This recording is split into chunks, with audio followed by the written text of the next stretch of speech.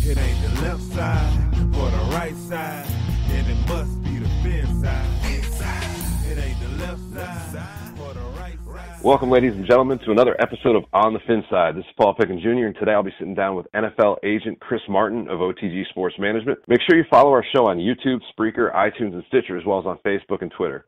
Chris, we appreciate you taking the time to join the show today. How you doing, man? Hey, I'm doing great. No worries. How are you? I'm doing good. So, Chris, you wear a lot of hats. I know the one that a lot of folks that are listening to this show are going to be most interested in is being an NFL agent, but you're also the CEO and founder of OTG Sports Management. I know you got started with On the Go Sports, and you also have a nonprofit, Scoring for Youth. Tell us a little bit about your background. I know you also played for the Bears as well. Yeah, I got a cup of coffee with the Bears. Make that tea in my case, because I don't drink coffee. But I was there briefly, kind of like a lot of players, sort of thinking you're going to play forever. And then I got hurt playing down in the Superdome, 1996, running down on that old bad turf, as you can remember down there, and tore my ACL and MCL. So that curtailed my career. But I was blessed, very fortunate. I came to the Bears out of Northwestern. We were coming off of the Big Ten championship in Rose Bowl that year, 95 team, which still has a special place in my heart. So Chicago was a great stop for me. I didn't play as long as I'd have liked to, but I learned a lot of valuable lessons and made some great relationships. You mentioned the injury that you had down on the turf at the Superdome and the way that shortened your career. Do you use that when you work with some of these young clients, especially the draft prospects, as a way to convey setting up for life after football? I know when I looked at your website and looked into OTG Sports, you've got a lot of almost enriching quality of life stuff out there, as opposed to just like, hey, we're going to get you in there, we're going to get you that contract. Do you use that for that, or? Yeah, that's a fantastic observation. Part of what I talk to these guys about when I sit on their couches is that I can empathize with players because I know what it's like to be injured, to have a serious injury. I know what it's like to be cut. I was cut from the Bears. And so I think players really want that connection. They want to know that somebody's going to be in the boat with them and it's not going to get out. Because the reality is not always going to be 90 degrees and sunny. And so they want someone that's going to have their back through it all. And I think that's where I really have a value proposition because I can explain that. I can say, look, I was able to make the turn into a very successful career after a shortened football career because these are the things that I was doing while I was playing. I worked at internships in downtown Chicago. I got some real life experience. And so when my football playing days were over, I was able to make the turn and transition into a good gig. And that's really a strong message and a compelling one to deliver to these kids. And I think it's one that resonates with them. For our listeners out there who may be interested in becoming an NFL agent at some point in their career, what advice would you give to those folks in terms of how to get there? Don't watch ballers. Go beyond Jerry Maguire and, which is what everyone thinks an agent is. And, I say that jokingly because I do watch ballers. I think it's a good show. But the reality is that it's a very tough business. The margins are thin from an economic standpoint. But if it's something that you're passionate about, as I am, I think you can make a great career out of it. I think what helped me is that I had a bit of a financial background. I worked at one of the top 50 brokerages in the world. I ran their lawyers division. We did E&O malpractice insurance. So that's kind of where I cut my teeth and got to understand deal structuring, building relationships, things that you need in the agent world. I combine that with the passion of playing and what I know the most about, which is football, and I felt like it was kind of a light bulb moment. So that's how I got into it. It is a tough business if you're starting from ground zero like we did, where I didn't have clients. I didn't leave a firm and bring a book of business. I sort of started from the very first player. And I think when you take that route, it can be a little more strenuous and take a little longer to get going. But fortunately for us, we stayed the course. And as I tell my players all the time, trust the process. We did that. We kept going. And now I think we're really starting to hit stride. We're getting the right players on board that match with our values and our beliefs and how we do things. And I think that's really been a big asset towards our success. How many actual active NFL players do you guys currently have on your client roster? I think we're just short of 20. And then we have a few guys up in the CFL that have had NFL careers and they're trying to get back to the NFL. And I believe you have 11 prospects lined up for the upcoming draft? Yes, I think that's the number if you include the specialists for sure. Yeah, that's about where we're at. As you know, we're predominantly a Dolphins themed show, even though we do cover the rest of the NFL. I have to ask you this, and I know you may or may not be able to answer, but have you had contact with the Dolphins or from the Dolphins in regard to any of your clients in the upcoming draft? I have. As you can imagine, Obi Melifonwu, our safety, has talked with the majority of teams, so that should come as no surprise, especially the teams that are in the market for safeties, like Miami. He has 10 visits set up, so he's going to get a lot of air miles. And, Miami, I like what they're doing. I'm a big fan of Adam Gase. Obviously, I got a chance to see him up close here in Chicago and being a former Bear. I think he has a beautiful mind offensively, and I think Miami could be a great place. I like what they're doing down there. Obviously losing Vance Joseph, I'm a fan of his as well, but I think they're on an upward trajectory. So, yes, we have had some conversations. So tell us a little bit about some of your other prospects you have for the upcoming draft. Sure, we got a monster of a man, offensive tackle out of Villanova. His name's Brad Seaton. He's 6 foot forever, about 330 pounds, long arms, athletic, can bend. He's worked out already for a handful of teams. He's got visits on the calendar as well. I think he's probably going to be a 4th or 5th round type of player. Just has a high ceiling, getting compared a lot to Zach Strief with the Saints, Austin Howard, I've heard. So he's getting a lot of interest. The other guy that's very intriguing is Patrick Gamble. He's an interior defensive lineman out of Georgia Tech. Big guy that's about 6'5", 295, coming off his best year last year at Georgia Tech. He's battled a little injury. He had a labrum surgery, so that has been something he's had to work through, but there's a lot of teams that are lathered up because it's just hard to find guys that are that big and that long that can play inside at DT. So I think he has a chance to get drafted late.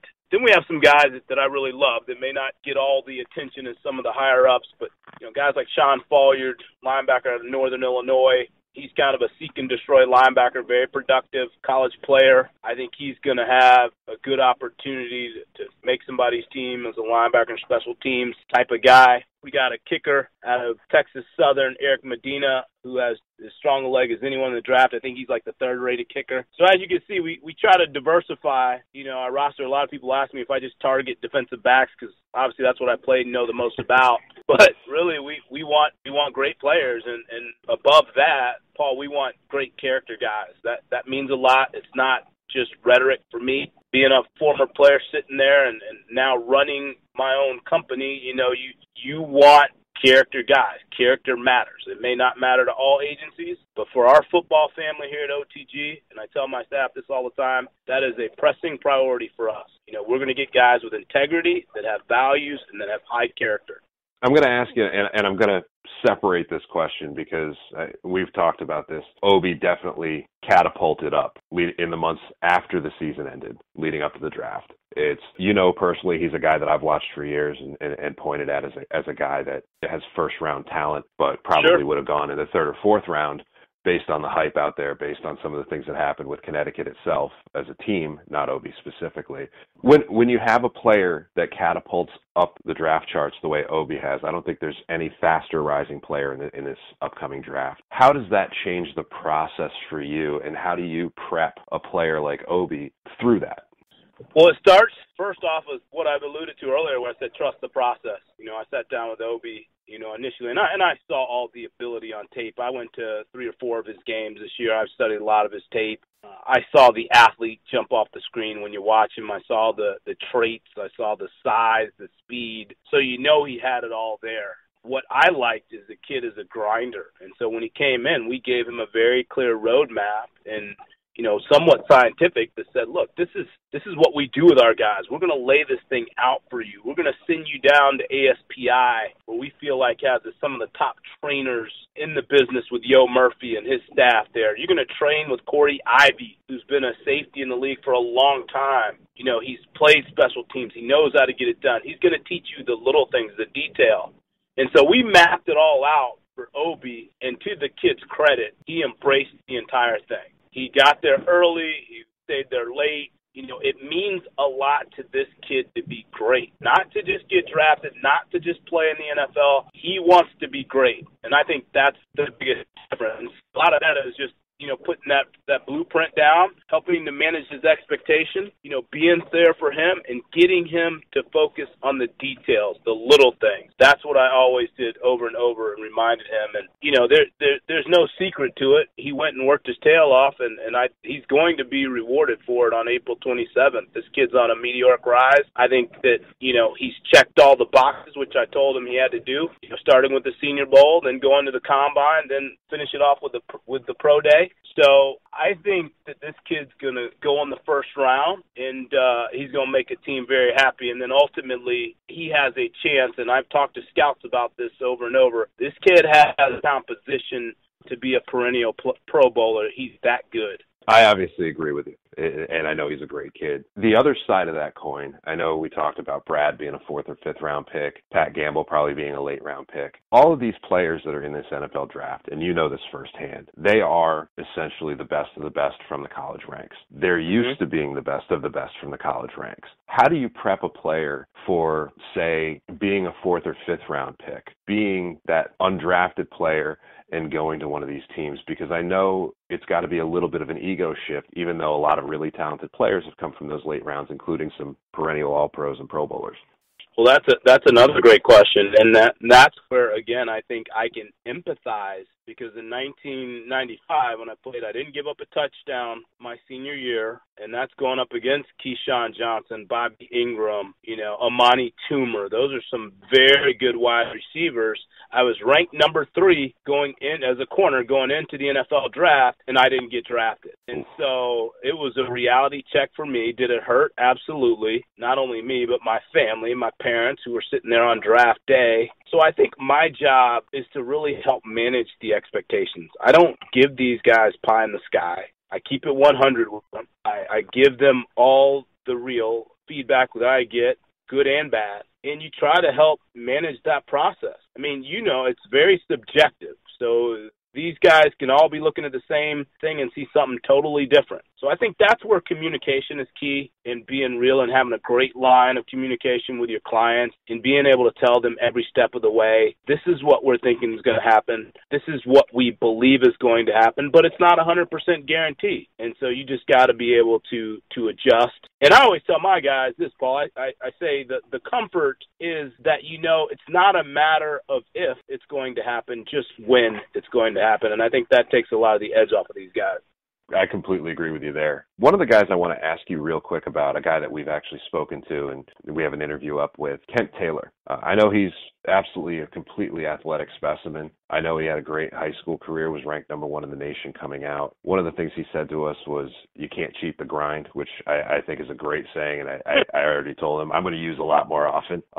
What can you tell us about him? Because I know when you take a quick glance at his information, you look and you see he's basically played for 3 schools in college, kind of transferred around based on the scenario. I know we asked him about that. What would you tell our listeners about him? Because he's somewhat of an undiscovered talent at this point based on all that's happened throughout his college career. Undiscovered talent, but a phenomenal athlete that comes from remarkable DNA. His dad, Rob Taylor, the Northwestern former player and graduate, Go Cats, obviously my alma mater. So he played for the Tampa Bay Buccaneers as an offensive lineman for 5+ years. He's a great player in Tampa Bay. So he comes from great genes. That being said, this guy has things that you just can't teach.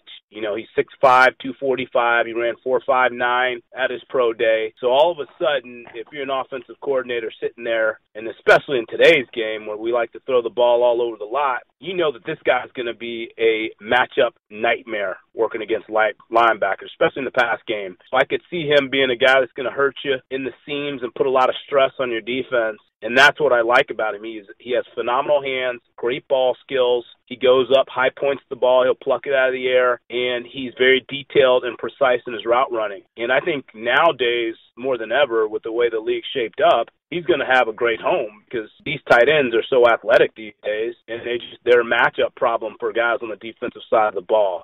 He's a hard-working kid. I love the don't cheat the grind. That's what he does. I mean, he works hard. He gets after it. The rub to him will be ultimately is, and this is a question that we take head on, and I've already talked to him about, we huddled up, is people are going to say, scouts, are going to say, well, why did you go to different schools? There's, scouts get a little bit nervous about guys that transfer schools. And in his particular case, he was recruited by a coach that ended up moving, who he had the primary relationship with, and I think that was a big factor. But this is a kid that I think has the chance to be great. He has to improve in his blocking. He knows that, so he doesn't hide from that. But I think he can be a very, very good tight end at the next level, especially a pass-catching one. One thing I liked that I heard from him when we spoke to him was he actually said the words that you almost never hear a tight end say these days, which were, I like to block people, which you don't hear that from any of the new generation of tight ends, or very few of them. So that was definitely an enjoyable thing to hear for me. A couple last quick questions for you here, Chris. I appreciate the time that you've given us today. Is there anything out there, where can folks find you, and is there anything else you want to promote? I know you've got the nonprofit. I know you've got the On The Go Sports outside of On The Go or OTG Sports Management. Yeah, well, you can just go on www.otgsport.com, and that talks about our management side of the house, which is the sports agency. Then we have OTG Sports Inc., which does a lot of camps and clinics, kind of what you referenced, Paul. Very big in the Chicagoland area. We do a lot of camps back at home where I grew up in Tampa area. Then we have Scoring for Youth, which is our nonprofit, where we go back and we'll do free camps and clinics for kids in the inner city. So that's something that we love. Being a Tampa Jesuit, you learn that at pluribus unum at an early age. So we try to help our guys and have civic responsibility and give back in the community where we can. And we're enjoying it, man. I tell our staff we don't wake up wanting to be second in anything we do. We get after it every day. We're young. We're hungry. We know we have to compete in order to beat these large firms that go after these players that we compete against. I love it. We have fun. We go to work with a smile. We leave with a smile. Well, if there's anything that we can ever do from our show to help you guys out, always feel free to reach out. I know you've got our contact information. Last question for you here. This is one that, whether it's Tom Garfinkel, whether it's Dolphins legends like John Offerdahl and Sam Madison, whether it's current players, whether it's draft prospects, no one gets away without answering this at least once. You pull up to a red light. You've got your windows down. You've got your iPod or your phone plugged into your radio, and all the music you've got in there on shuffle. What's the one song you've got on your music player that you do not want to pop up in that moment and have people hear blaring over your stereo? Oh boy, as if I have something like Taylor Swift or I'm sure. Holy cow! I know that there's that would probably surprise some people. Listen, I listen to all genres of music. I'm sure there's stuff in there. Maybe there's a Taylor Swift song. I have no idea. But I listen to all kinds of music. I love Bruno Mars. I have a 3-year-old son, Dash. He listens to a lot of the hip hop stuff that I have going, and can recite a lot of the Black Beatles. So it's no telling what could pop up. I like a lot of music. That's a great question. All right. Well, hey, Chris, thank you so much for joining us today. I truly appreciate it. And for our listeners out there, make sure you follow us out on Facebook, on Twitter. You can catch our shows out on YouTube, Spreaker, Stitcher, iTunes, and much, much more. And on behalf of myself, on behalf of On the Fin Side, if it's not on the right side, if it's not on the left side, it is on the Fin Side. Solo D, take us home. It ain't the left side or the right side, then it must be the fin side. It ain't the left side or the right side, then it must be the fin side. Listen, Dolphins fans across the land all tuning in to see what Brian, Cat, and Paul about to do again. We rep our team, you can't change, stop, or